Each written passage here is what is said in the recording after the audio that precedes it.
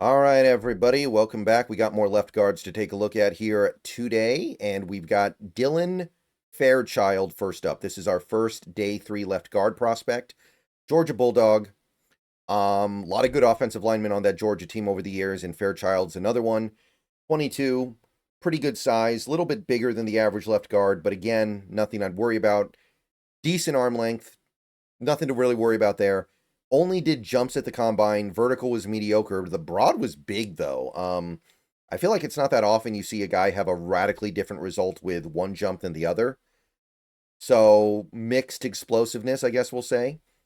A couple big boards have him in the fourth. That's where the aggregate has him. PFF has him in the back seventh, though. They don't like him. And honestly, I feel like Dylan Fairchild is a very straightforward player.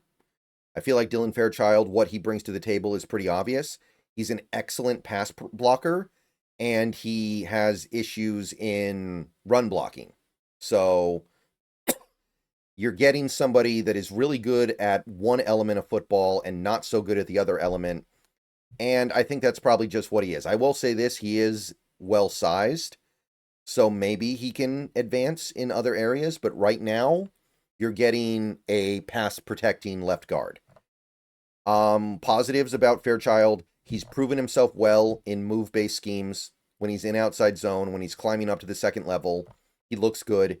It looks natural. He's a good athlete, and he's skilled at it. He's good with his hands. He's really good at hitting with his punches, really good at locating his hands for maximum latch, really good at latching in general. So he knows how to use his hands. Pass rush mirror game is also very strong. He's really good at shuffling his feet to stay in front of somebody. He's got legitimate size. So I want to be clear about that, by the way, even though I already went over this.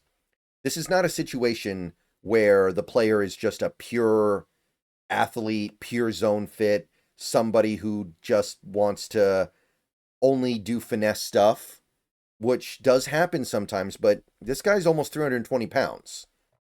So he does have genuine NFL size, can recover from getting beaten in protection as well. So you beat him, he can get back in the game. If you beat him, he has the reactive athleticism to get back into play. Now, the downsides with him are very obvious. He doesn't have a lot of strength. Even though he's got good size, he can't really win as a bully. He's kind of a non-factor in run blocking, honestly. He's mostly just going to be a guy who is there in run blocking. He exposes his chest too much, and when he faces a power guy, that power guy can just get underneath him, get to his chest, and drive him out of the play, wipe him out. And on top of all that, he doesn't really have the force that you want to hit with to make up for that. If you're not going to be strong, if you're going to be a weaker guard, maybe you can get away with that, but you got to find a way to hit with pop, and he doesn't have that either. So he's a modern offensive lineman. Very skilled, very agile, but not very strong and not very powerful. You keep him in a specific situation, he will mostly be very good. Just don't get behind him on 4th and 1. Just don't run power O or power up the gut behind him on 4th and 1. And for a left guard, I think you can get away with that. So once we get past the top 100, I'm in. I wouldn't even mind taking him at the very end of the third, but you got to get past like that top 100 for me to feel it's right. All right. So that's Fairchild. We're going to move on to our next day 3 candidate for left guard play. Another guy who's likely to go there. Round 4-ish, Jackson Slater. Jackson Slater. Small school, Sacramento State. Couldn't find his age. Couldn't find a lot about him, honestly, but decently sized, not critically undersized or anything like that. He's short, but if anything, that's good. He does have very small arms, though, and that's kind of a warning sign. He might be a center. He might be one of those guys that just can't quite get the reach that he needs, and he needs to move to center. Tested really well, though. 50140, one of the fastest 40s for a guard. Well, I don't want to say that, but it was 94th percentile. Not very quick, though. This is interesting. Look at his build-up speed. It's not like out-of-the-box speed. It's build-up speed. Jumps were pretty good. Bench press was good. Again, it's easier for him because he has short arms, whatever.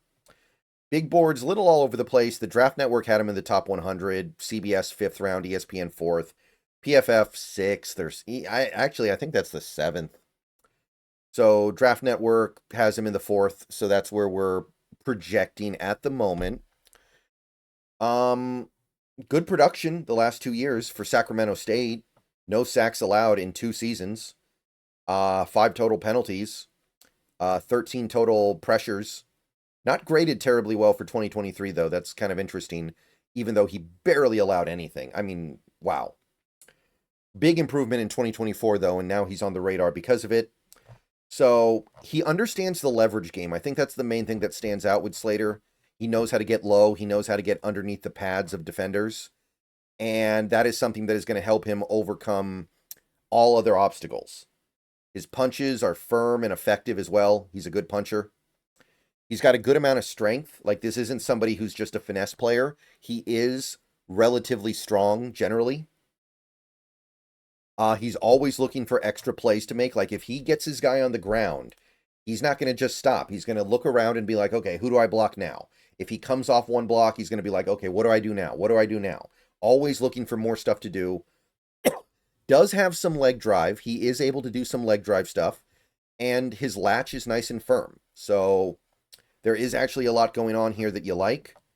I will say that even though he's a good athlete, he does not look very natural in outside zone.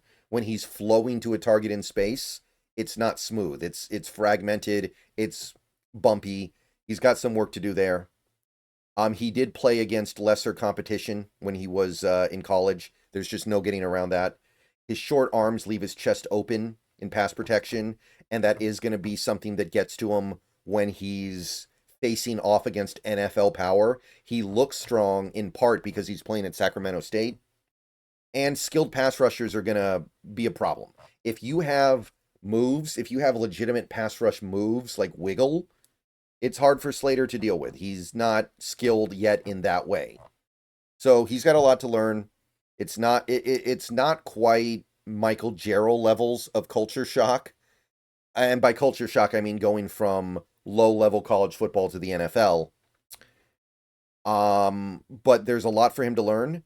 I like the floor, though. I think he's going to be a good run blocker. I think he's going to be at least a good run blocker, have good power. And if you want to get more than that, if you want to get somebody who can actually, like, play in space, if you want to get somebody who is going to be able to really pass protect at a high level, you've got to work on him. But if I like my coaches, late third rounder is fine by me. There's a great foundation here, and the potential, to me, is worth the late third round pick. One more guy for this video, Caleb Rogers of Texas Tech.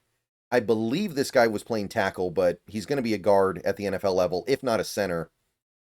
Couldn't find his age, 6'5", a little bit on the tall side. Well proportioned, though, overall. Very short arms, 32 3/8. Don't love it. Not thrilled. But, again, there are some ways that you can live with that. Tested really well. Shockingly well. I don't think people saw this coming. His 40 time was good. 10-yard split was just above average. But he jumped like very few interior lineman prospects have ever jumped. 3-cone was incredible. 20-yard shuttle was incredible. This guy has great reactive athleticism, change of direction, explosion. This guy is a phenomenal athlete for somebody who's 312 pounds. Only on a couple big boards, though. They have him around the 5th. The aggregate has him in the 5th. I'm kind of wondering if he goes higher than this because of the potential. Now, the production has been not bad. I mean, you can see that he's still graded well, but there are very few guys that we look at here who have given up 7 sacks over the last 2 years combined, and you factor in the hits and the hurries. He's struggling out there. Again, I think you can easily remedy that in the pros by playing him at the right spot. A lot of penalties, too, by the way. So don't get me wrong. You are trying to paint the Sistine Chapel here, but the Sistine Chapel will echo in eternity as one of the greatest works of art ever, and Caleb Rogers could be that beautiful, too. So the phenomenal athlete, he's proven that he's skilled and capable of moving in space. He's a proven weapon in space. He played a lot at college. And yeah, like I said, he mostly played tackle, and I can't say it went well. I mean, look at these numbers, but he did learn stuff from it. His misery was also building character. So I think that the tackle experience helps, even though he won't play it in the pros. He anchors down well. He's got a firm anchor, and he's skilled with hands, with hand fighting. His hands find the right place. They latch on well. So I like all that stuff. Now, he is someone who loses leverage. He plays too high. Defenders get under his pads, and he loses to guys he shouldn't lose to because of it. I think he's a little out of control at times, needs to rein it in a little bit. Can't really keep up with the skilled pass rushers. I think that the guys who have moves, legitimate like pass rush moves, like the spin move, the comebacker, the arm over, the whatever you want to call your pass rush moves, there are a ton of them out there. Hard for him to keep up there. He gets out of balance a lot, like I said, a little bit out of control, lunges into contact. And even though he's a phenomenal athlete, you didn't always feel like he was based on the tape. So he's got to learn how to harness these gifts better. So really, really fun talent. Really, really intriguing prospect. Really, really interesting. You didn't see a lot of it at Texas Tech. Again, I think a lot of that can be blamed on him being a tackle there when he shouldn't be a tackle. I am worried about his height, though. 6'5", as an interior lineman, you're starting to push it. And if you don't know how to sink your hips, you're SOL. So late fourth rounder, you got to work on him for a couple years. I'm usually more into this kind of player than I am. I'm just a little bit worried about the leverage game. That is something that is going to undo a lot of the good things about this player. All right, more left guard stuff coming soon. See you guys later. Go Hawks.